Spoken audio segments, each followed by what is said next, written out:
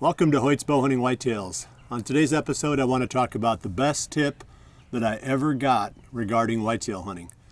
Hoyt's Bowhunting Whitetails is brought to you by Redneck Blinds, Code of Silence Apparel, Hunt Stand Pro Whitetail App, Whitetail Institute, Research Equals Results, B3 Releases, XO Broadheads, Exact Sights, Muddy Outdoors Tree Stands, Stealth Cam Trail Cameras, and Hoyt. I think it was probably in the 1980s, maybe, a long time ago. I was reading Bowhunter Magazine and I read an article called Stalk Your Stand. And I was completely confused. The lesson was lost on me. And the author went on to explain that you have to sneak up on your stand. You can't just go walking in there, like you would go to the grocery store. You got to sneak in there. You got to stalk your stand. So it kind of made a little bit of sense to me, but it was still, kind of outside of my thought process. We didn't really understand whitetails very well back then. So a lot of the lessons were maybe partial or even somewhat misconceptions. We believed a lot of things that weren't true. We thought that the deer were hard to kill because they were somehow ghosts, that they were one step ahead of us. That was always a lesson that we heard all the time, or that we read in the magazines. They're one step ahead of you. They've figured out what you're up to, and they somehow mysteriously are smarter than you. And for sure, that's completely false. There's a cause and effect. There's an order to how this works. Being successful is not a mystery. Sometimes we can't anticipate the behavior of these deer because they still do stuff that confounds us every year. I could give you many examples of that where I hunted bucks that did things that I just didn't expect them to do at all. But the trend or the general method of hunting is more cause and effect. If you do this, this will happen. And again, we didn't understand that back then. So some of these lessons, they just didn't sink in very well. And that whole lesson that I received on Stalk Your Stand, it took a long time for that to sink in. In fact, it wasn't until the mid-1990s when a friend of mine, his name is Jim Hill, and if you know Jim, he's killed a lot of really big deer over the years. He's out of Minnesota, but he's hunted all over the country. And one lesson that he gave me really sunk in. He said, if you're a burglar trying to sneak into a house and steal something, which is basically what we are, we're burglars sneaking into the deer's house to steal something. Well, we're there to kill the deer. But if you were that burglar, in our analogy, you sure wouldn't walk up to the front door pounding on a bass drum or bumping into things or whatever it might be to tip off the fact that you were there. You would put your black mask on, you'd sneak in through the hedges, you'd slip in through a side window, you would do a whole bunch of things that kept you from being seen, heard, or detected in any way while you were trying to break into this house. And he said, that's what we're trying to do. He said, if you use that analogy and you don't think in terms of the deer, but think in terms of trying to break into somebody's house, how would you go about it? And that really brought it home to me. In some of the spots that I hunted after that, it was pretty comical the lengths that I went to sneak in. In fact, there was a buck that I hunted not too far from our house on that southern Iowa farm. He was a giant deer, huge deer. I ended up shooting him 40 yards off the edge of our lawn. And I'm pretty sure in the low light, it was before I was filming, he was on alert and I shot.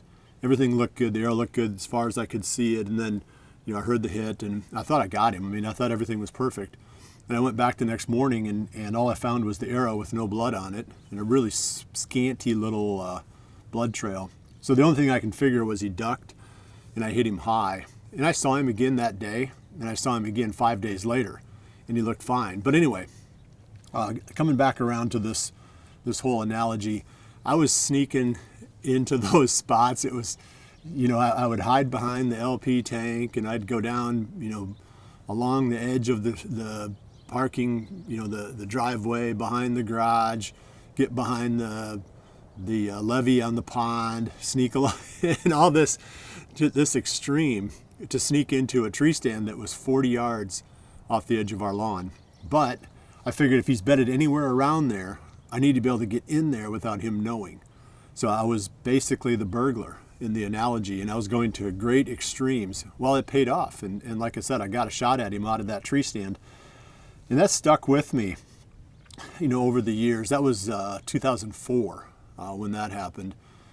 And anytime I'm hunting a specific buck, now I go to as many extremes as I can think of to keep the deer from knowing. And that's, I think, where this whole lesson has evolved into. Now I've taken it from stalk your stand to be the burglar to, the final phase of this is don't let the deer know that they're being hunted. If they know they're being hunted, they're going to be super hard to kill, especially as they get older. They're not smarter, they're just more cautious, which means that any little thing that they detect, they make a more dramatic change in behavior. A doe might detect something and think, well, okay, I've got to protect my fawns, but I'm still going to come out here and I'm going to feed in this area in the future. Where that buck, that older age class buck, he might detect something and just say, well, I'm not coming back here again. It might be 2 or 3 weeks before he cycles back through that area again to check it out. Or he may only come through at night after dark, once having that bad experience. So anyway, the point is, you can't let them know that they're being hunted. So that's my most valuable tip. I gained this information or this education through the years from other people, but now I've added to it with my own experiences. If you're trying to keep the deer from knowing that they're being hunted, you have to go to extremes. And I admit to being guilty of violating some of that in the past couple of seasons. I haven't had that many bucks that I've been hunting that really set up very well. So I get kind of lazy. Sometimes you get discouraged and you get sloppy in your hunting strategy, just kind of, you just wing it and hope for the best. Well, that's not usually the method that works. Once in a while you can get lucky doing that, but it's going to be a different season this coming season. I'm going to hunt a lot more cautiously, and I'm going to go to those extremes. So let's talk about what they are. Where you park is critical, especially on a still morning. The deer can hear so well the little crunchy sounds that we make and how we approach spots, where we park. I always say, in most situations, I don't want to park closer than a quarter of a mile, especially if I'm coming in with a vehicle along a county road where they can hear that gravel crunching. And I've watched them too, they hear the vehicle stop, and that's when they get nervous. They don't get nervous when a vehicle is driving down a road. They only get nervous when it stops. Well, obviously when they get nervous, they key in on something, and now every little sound, click of the door closing or somebody, walking away from the vehicle, etc., or maybe even coughing. All those little sounds then add to that danger that's starting to register in the deer's mind. So where you park is critical. Obviously the route that you take, but you got to go to extremes on this. And I know that there's a lot of people that take this even further when they're hunting areas that are easier to control. They'll go into a leaf blower, or they'll use herbicide and they'll spray a path to their stand, and they'll keep it clean so they can walk in there completely, noiseless or soundless. I used creeks and ditches all the time. I mean, that was my strategy, was how can I use a ditch to get into my hunting area? Because now your scent is below, where it really gets blown around much. Your ground scent that you're leaving is in an area where the deer don't really pass through very much, and you're below the sight line of most of the deer. I mean, I've gotten away with murder sneaking in through creeks and ditches. So I take advantage of that whenever I can. Sometimes you have to get really creative and have somebody drop you off near your stand, with a vehicle of some kind, and then just keep on going. You just jump off the tailgate, the deer pay attention to the vehicle as it drives off, and you sneak in. I've parked in neighbors' driveways before, places where the deer are used to a lot more human activity, and then I've snuck from there to my tree stands. Anyway, the way that you get in is critical, and I bet I spend more time thinking about how to get to and from my tree stands, way more time thinking about that than I ever do about where I'm going to hunt. I bet I put 90% of my time into the entry and exit, and 10% into figuring out, okay, now I've got this perfect way in and out, where can I sit that makes at least some sense? That's how important that entry and exit is. And now I've even gone to the point where I won't go in on mornings when there's no wind. I won't hunt my best spots on still days because the deer have too much of an advantage. They hear every little crunch, every little noise that you make. They see your movement a lot easier because nothing else is moving. I love the windy days. So again, you go to the extreme.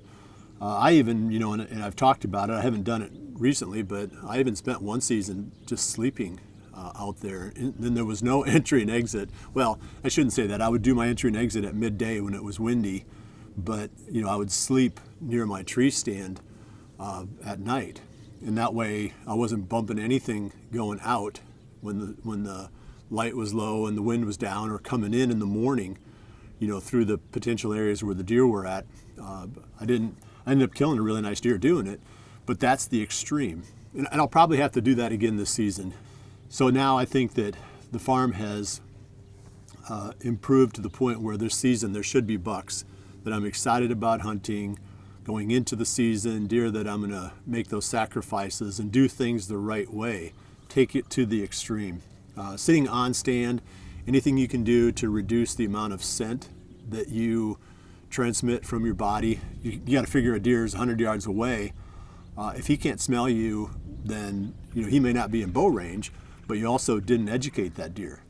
So anything you can do to bring that distance closer to you at which he can smell you. They can smell a long ways. I've had a number of times where the wind was blowing off one ridge and deer would pick me up on another ridge several hundred yards away, and you could hear them over there blowing. Take the scent control to the extreme. Obviously your stand locations have to be really well selected. Don't be in there without understanding how winds swirl. We got caught on a stand this past fall, and I hunted it a lot, and it never made sense to me until finally at the very end of the season I figured it out.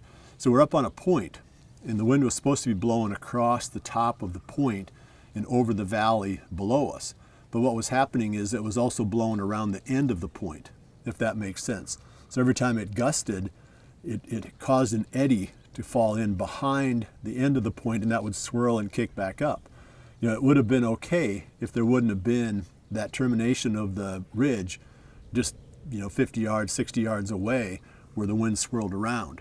If it would just come over the top, we'd have been fine. But like I said, every time it blew at all, it kicked around. So it was a nightmare hunting that spot. We got to quit hunting it because the local wind was just everywhere.